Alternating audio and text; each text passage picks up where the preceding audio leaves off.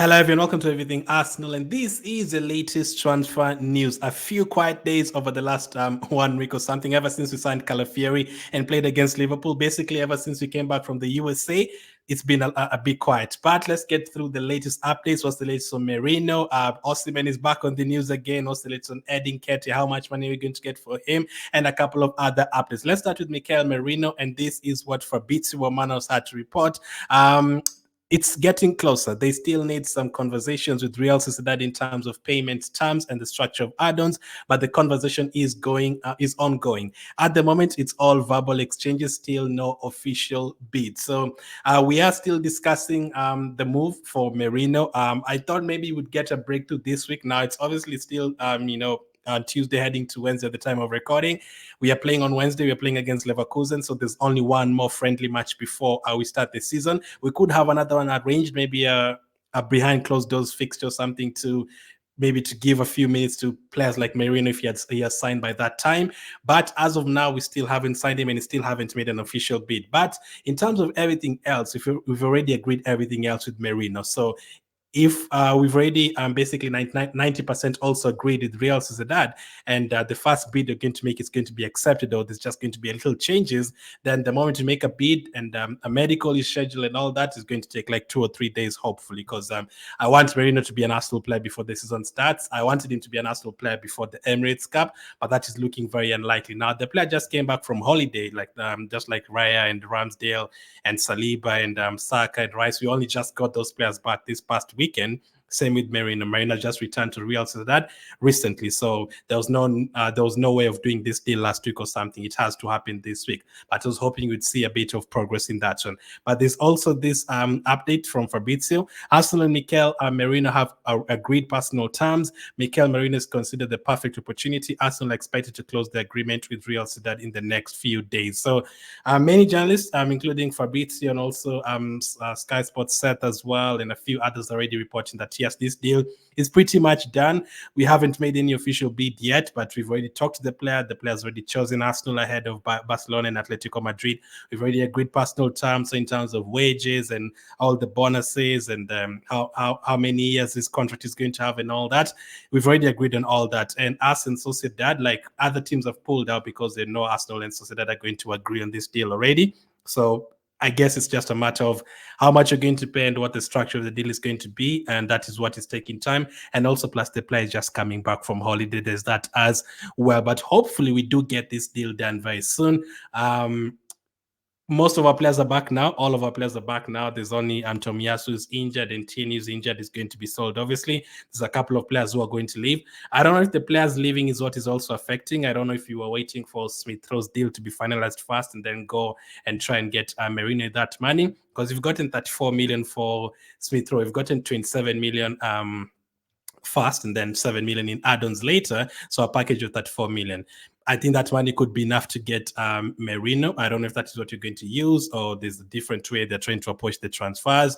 I still think you're going to get at least 2 players this August. Merino is going to be one of them and hopefully a striker. It's going to be very hard to also get like another goalkeeper, or actually not goalkeeper. I think we're going to get 3 more players, including a goalkeeper. So Merino, a goalkeeper, and hopefully a striker. Now, the winger situation is looking very, very tricky. But for Mikel Marino, I think this is going to be a next signing after Calafiori. I think we're going to hear a breakthrough this week. Like the Calafiori one, it took like 2 or 3 weeks, yes.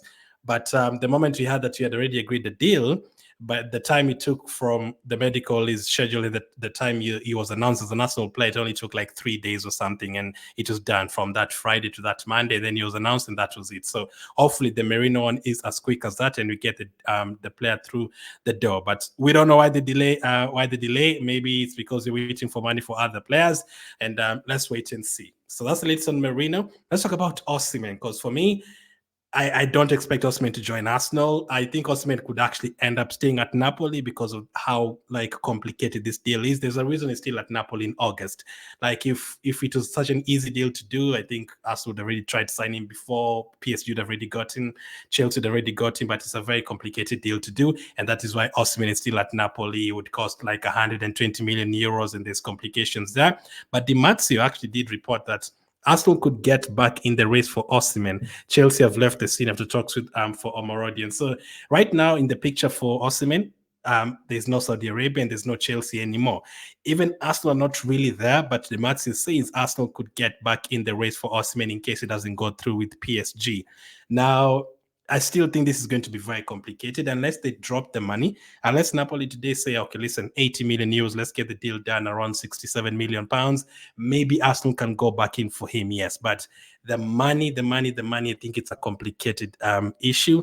And actually, if I was to predict right now, I'd say there's a very good 60% chance he could actually end up staying, maybe 50% chance he could end up staying at Napoli, unless another team comes in for him, a team gets desperate and then they come in for him and try to sign him, then maybe. But as of now, it's a complicated deal to do. This is one that can carry on throughout the August. I don't think this deal is going to be finalized right now. But Di Marzio is very good in terms of Italian news. He has said we could get back for him. I don't know. Maybe are we waiting for that as well? I think there's been a lot of waiting and a lot of let's see how this one goes so that we do this one in this transfer window. I think Arsenal are waiting for that as well. Maybe they're waiting for how much are we going to get from Nketiah? How much are we going to get for Nelson to add to the Smith Rowe one? Should we get Gyökeres or should we wait for Napoli first to drop their price? So those two players that should be linked to the strikers, the prices have not yet dropped. So we are still waiting for the prices to drop if you're going to go for those players. If the prices don't drop, I think Gyökeres is going to end up staying at Sporting, and there's a 50% chance Osimhen can end up staying at Napoli. If not, maybe they agree something, a deal somewhere with PSG, and then he ends up going there. I don't see any other team coming in for him because of that money. Now, yes, I've always also said the attitude thing. Will Atta really want him at Arsenal? There's that as well. But maybe there's a way you could still get him even with that. But that is only if the money drops. So that deal is still alive. It's still not yet dead. But again, Arsenal coming in for him, it's very unlikely, but we could still try maybe throughout August. Let's see how it goes. Now, that deal could depend on whether we are going to sell one of our other strikers, Edin Dzeko. What's the latest on him? According to Fabrizio, Arsenal and Olympique Marseille's deal for Edin Dzeko is getting complicated. Marseille won't pay Arsenal's demands. Marseille could still sign another attacker after Moukoko. So, okay, let's get through this as well. Understand Arsenal want at least 35 million euros plus sell-on clause for Edin Dzeko. That's why Arsenal decided to reject 27 million proposal from Olympique Marseille, as revealed on Friday. So that's 27 million euros, so around 22 million pounds or something. No agreement between clubs so far, and Marseille could now start to look also at other options. Now, I'm not worried about Nketiah ending up staying at Arsenal this summer. I think it's definitely going to leave. Whether it's going to leave tomorrow or on deadline day, I think it's definitely going to leave. For me, I've already said, I don't agree with the fans who say, whatever, let's just take the 50 million and move on. No, that's not how transfers work. Aston Villa are trying to get Duran. Aston Villa are trying to get 50 million for Duran, a player who's basically never done anything in the Premier League. Nketiah has done something in the Premier League. So it doesn't matter how much of a bad player we think he is, 15 million is not enough. They have to get that. They have to get decent money for him. And for me, that is 30 million pounds. Maybe Arsenal are trying to look for, as Fabrizio says, Arsenal are looking for 35 million euros. That's around 30 million pounds around there as well. I think a team will come in and pay for that for him. It's not like we're asking for 60 or 70. He might not be Marseille, but I'm expecting other teams to come in for him. Already this transfer window, you've had 2 or 3 teams who've not 3 teams, actually, maybe 5. Marseille have been mentioned, Crystal Palace have been mentioned, Leicester have been mentioned, even Wolves have been mentioned, Fulham have been mentioned before. All those teams already been linked to Edin Dzeko this summer transfer window. Now, people are worried about Edin Dzeko staying and us not signing a strike. I don't think that is going to affect. I think he's definitely going to leave. And he's not going to play. It's not like if he's going to stay in the first game, he's going to feature. I don't think so. I still think even if he's still here in the first or second game, he's not really going to feature. So I don't think that should be a concern. He is definitely going to leave. During the end of the transfer window, teams usually get desperate. And I'll not be surprised if I hear 5-6 teams coming for him. Which teams? We could hear Southampton want him. We could hear out of nowhere Bournemouth of Sol Solanke. They now want Edin Dzeko. We could hear Monaco now want Edin Dzeko. We could hear which other teams in Spain, for example, Getafe have sold Greenwood. They're now trying to get Edin Dzeko. I'm sure we're going to hear all those teams coming in for him. Not those particular teams, specific teams, but those teams of that around that level, that category. I'm sure you're going to hear most of them coming in for him. Teams get desperate at the end of the transfer window and they'll be like, oh, Arsenal is not dropping the price. He's a striker who's available. He's scored a few goals for Arsenal. Let's go and try and get him. I think that is what is going to happen. I don't think you're going to get stuck with him. And I don't think he's going to play even if he's here in the first or second game. I don't think that is not my worry at all. Let's get that 30 million, use it elsewhere. We might just accept 14 million and then we're not able to use that money elsewhere because it's not enough. No, get that 30 million for Eddie, get that 27 million that you've gotten so far for Smith Rowe so far. It's 7 million is add-ons.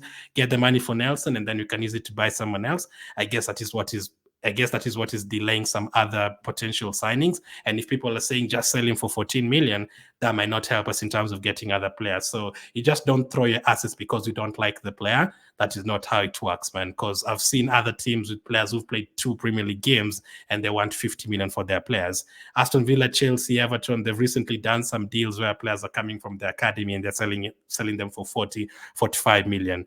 Now, we cannot sell Edin Dzeko for 15, 16 million. They've offered 23 million, but I still think that is too low. There has to be some bonuses there as well. So for me, wait for 30 million. We are going to get that 30 million, I'm pretty sure. Teams will come in and start fighting for him at the end of the transfer window. That level of teams, I'm sure they're going to try and get him. So let's see how that one goes. So that's the latest on Edin Dzeko. One player who's definitely left Arsenal is Karl-Heinz. He featured in all the preseason games for us. Surprisingly, I thought he was going to play I thought you were going to see Setford or Nigard, the 2 goalkeepers that we signed, maybe against Bournemouth in the first game, and then see Karl-Heinz in the second and third game, maybe, the whole game against United, and then maybe first half against Liverpool, second half different goalkeeper. But no, he actually featured in all 3 games, and that has gotten him a move. That is a weird one because we played him in all 3 games and he was not going to stay really. I would have preferred to see at least a Setford for 45 minutes to see how he does because he's going to be at Arsenal next season. But maybe Arsenal just wanted to put him out there for teams to see how he does in preseason, and he was very good in a penalty shootout against Bournemouth. He made a couple of very good saves throughout the transfer window, and teams have come in for him, but it is a loan deal as expected. He's just recently signed a new contract. Karl-Heinz set to leave Arsenal on loan to join Spanish side Real Valladolid until the end of the season. His salary will be covered by Valladolid. So Valladolid, I think that they've just been promoted to La Liga, and they've gotten him. Charlton were about to sign him earlier today. Charlton also wanted him and a few other teams, but he's picked to go to Spain. I think that is a good test, especially if he ends up being the first choice goalkeeper there.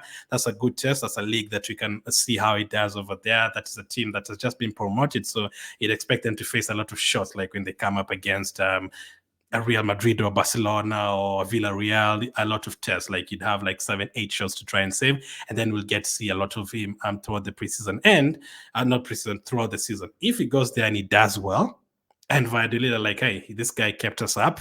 We are ready to pay 18 million for him or something. That is good business because we never really get that kind of money for our goalkeepers. Like even players like Leno and Martinez went for very, very, very cheap.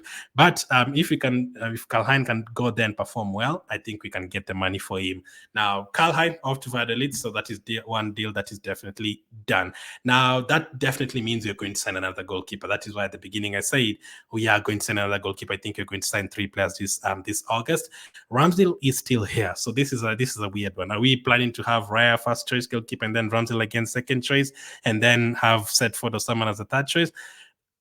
I don't think we're planning for that. I think Ramsdale definitely wants to leave. This is another one like the Nketiah one. I think teams will definitely come in for Ramsdale, but not now. The last 2 weeks when teams are getting desperate after the Premier League has already started, we could hear Southampton, they want Ramsdale, they're ready to pay 25 million for him. We could hear Leicester want him as well. We could hear a team, goalkeeper's gotten injured, they're now desperate to get Ramsdale. That could happen. I don't think it's any harm if Ramsdale stays for us. I don't think it's any harm, but I think for him and his career and just the vibes around the team, if Raya makes a mistake and people are like, oh, Ramsdale should be playing, all those bad vibes in the team of, this one should play, this one should not play, and this one makes a mistake, and all that drama that we had last season, I don't think it's worth it. But I still think Ramsdale is going to leave. Karl-Heinz has left on loan. Okonkwo has left as well on a free transfer. We've already brought in Setford and Nigard and Dry on a permanent deal. I still think you're going to get another goalkeeper there to be our second choice if Ramsdale leaves. I still think it's going to be very busy in terms of the transfers for goalkeepers. Now, the rest of this month, we only have like three, maybe yeah, 3 weeks plus a few days to go in terms of the transfer window. I think you're still going to see like at least 10 deals being done in terms of incomings and outgoings, because Ramsdale, Nketiah, Nelson, Merino, maybe another signing, another goalkeeper, maybe a couple of youngsters. There's a guy called Oyedeji is being linked to the move away, one of the academy players as well. So all that, I think you're going to see a lot of business still happening. But let me not make of all that. Thank you for watching, and I'll catch up with you guys on the next one.